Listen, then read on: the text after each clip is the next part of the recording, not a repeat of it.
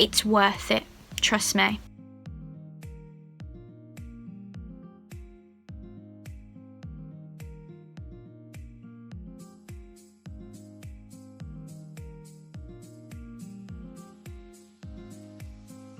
Hello everyone and welcome back to Lizzie in Disneyland. Today is a very exciting and hopefully very useful video, as I am going to talk about how we planned our Tokyo Disney Resort trip.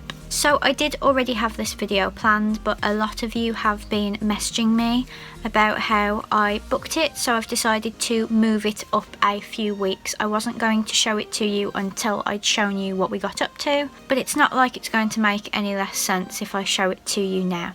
So just to give you a quick glance of what I'm reading from, this is my mum's planning spreadsheet. She makes one of these for every holiday just to work out the budget. I do have it written in yen and pounds, but as I know a few of you are from America and Europe, I feel like I should just talk about it in yen. So when I'm speaking in yen, 1,000 yen is roughly $9, €8 or £7. Roughly, very roughly. So just think about it like that and it should help you to work out how much everything was. So first I'm going to talk currency cards. For our trip to California and Paris we use currency cards. Joe and I use a Revolut card, which is an app where you can buy the currency at the rate at the time so that you lock in that rate. It's like getting cash, because the day you buy the cash you get it on that day's rate and then you're tied to that rate. Obviously when you're spending it, rates change, so you will get more for your money on one day of your trip than you would for another. But we found that with the Revolut card it was really easy to use. Every bit of spending was tracked on your card. You could also block your card from swipe payments and contactless and things like that for extra security. So I won't show you the card details, but the Revolut just looks like that. It's really pretty. It means that I don't have to take my bank card and risk losing that, and it's really easy to load the money on. I actually use Apple Pay through the app so that I don't even have to type in my bank details. My mum also has a Revolut card, but she also has a Starling card. However, with a Starling card you load it on as pounds, so when you pay for things it just gets converted on that day. I personally prefer Revolut because you've already paid for the currency, you know how much you have, whereas if you're paying with pounds it's just like using a bank card, although I imagine there is a better rate. I just feel like Revolut is a much better option for me personally, but my mum likes to take both. They were both suggested in planning vlogs from Eleanor Dreaming, who are amazing at planning Disney trips. Obviously, do the research on both, work out what's best for you, but we always take some cash as well. There were certain things that we went to Japan knowing we had to pay in cash for. However, when we got there they still accepted card. This is because there's a few cards that aren't accepted in Japan, which is why I didn't bother taking my Lloyd's bank card. My mum had a Barclay card which we knew would be safe, so we had that as a backup, because obviously cards can go down and the Revolut card sometimes goes through maintenance. I'm not so sure about Starling because I don't have it myself, but like I said, just do all of your research before you go so that you're happy with what you've got. So naturally from the UK we had to fly. We live very close to Birmingham Airport, but the best flight was at Heathrow. We have never done a flight that has changes, and I don't think we plan to anytime soon. The flights worked out to be £784.50 per person. I'm saying this one in pounds because we paid up front for these flights. We could pay at home, whereas things like the hotel, which I will get onto a bit later, they wanted you to pay on arrival. The airport parking cost £100, which was from the Sunday to the Sunday, so a full 7 days, which isn't that bad. I'm sure my mum said it worked out cheaper than when we parked at Birmingham Airport. We obviously had to get travel insurance as well, which you should just look at all of your options and make the decision that's best for you. We do have a lot of health conditions in our family, which sometimes makes it harder to get insured. So we used travel insurance compared, I think. I saw an advert for it on YouTube when I was watching Fresh Baked, and we looked it up, and it compares all of the different travel insurance you can get based on your own medical history. So we flew from Heathrow with British Airways, and once we got the other side, we needed a transfer from the airport to the hotel. We chose what is called an airport limousine, and it dropped you at every single one of the hotels by the Tokyo Disney Resort. Altogether, it was 1,800 yen per person for this airport limousine each way. So we booked it at the airport as soon as we got through security and baggage, and then we booked the return through our hotel the day before we needed to take the bus. I call it a bus because it is a large bus, but they call it an airport limousine over there. We also had a portable Wi-Fi, as the parks do not have Wi-Fi. The day before we left, they had announced that it is now available at the entrance to both parks, but I needed it for walking around and also when we're on the monorail and stuff like that.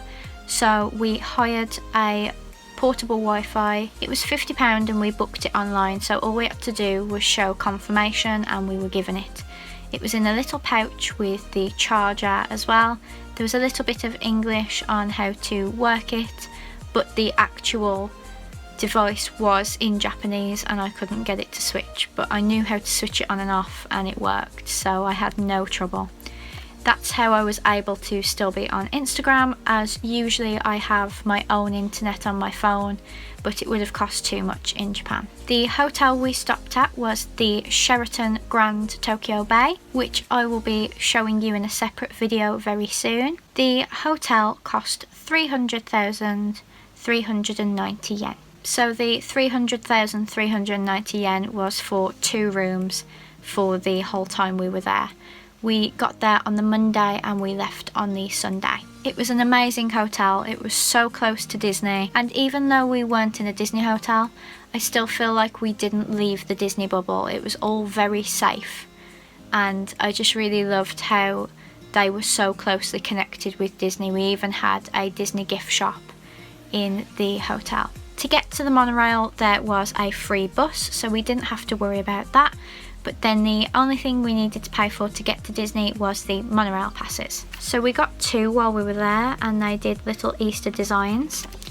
The first one we got was a 4-day pass, which was 1,400 yen, and then we got a 2-day pass that was 800 yen. The 4-day pass was the biggest you could get, and it is unlimited. So even though I think we ended up spending more money doing it this way, me and Joe did make more use out of it than my parents did, as sometimes we would head to somewhere else before we went back to the hotel for the night. And then finally, the park tickets. So this one was mine. It was 22,400 yen for 4 days in both parks. So if I just put that into Google, so that's 184 euros for 4 days. In dollars that would be 206, and in pounds that's 163. So you know from that this is really cheap for 4 days in 2 parks.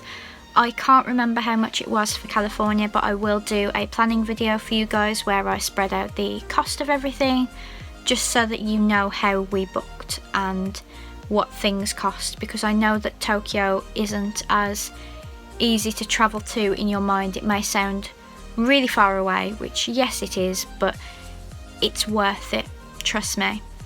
It was a tough journey, but it was really worth it. So a few ways that Tokyo differs: there isn't anything like a dining plan. If you were to stay on site, it would only get you into the park 15 minutes early as opposed to hours early, like with Paris and the American parks. When the park closes at night, it is closed. The shows are an hour and a half before, and then you have that extra time to shop, and then everyone is told to leave the park when it closes. So whereas in Disneyland Paris, me and Joe stayed a little after closing time to take some pictures, you can't do that over there. It's very different, but everything is so efficient over there that I honestly don't mind.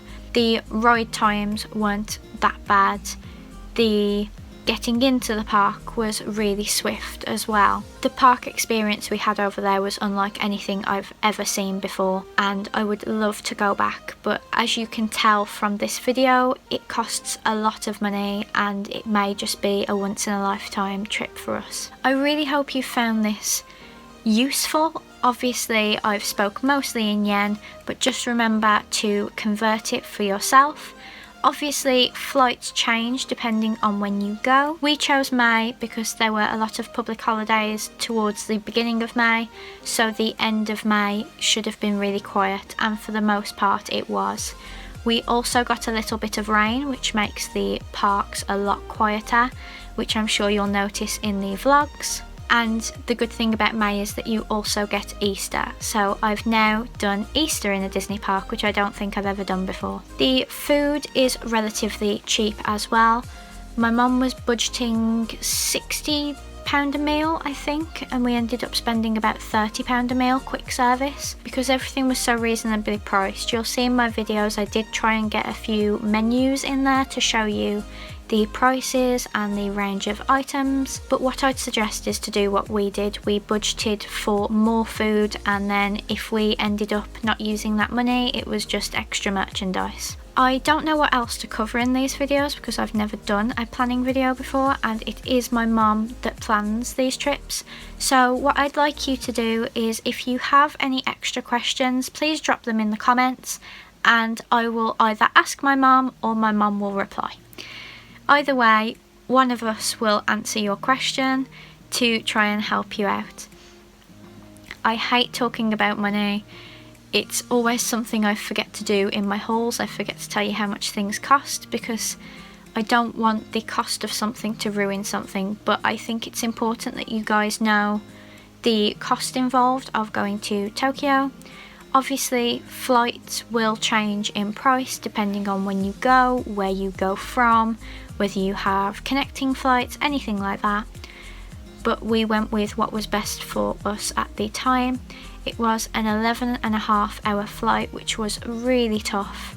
The jet lag is terrible. Japan is 8 hours in front of the UK, so I lost a whole night's sleep as we flew Sunday and got there Monday, but it would have been the very early hours of Sunday. I will see you next week for my trip report, which is another video I've never done before, so wish me luck with that.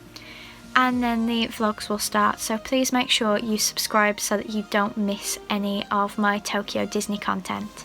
Remember, if you have any questions, please don't hesitate to get in touch and I will help you however I can. I will see you next week for another video. Bye!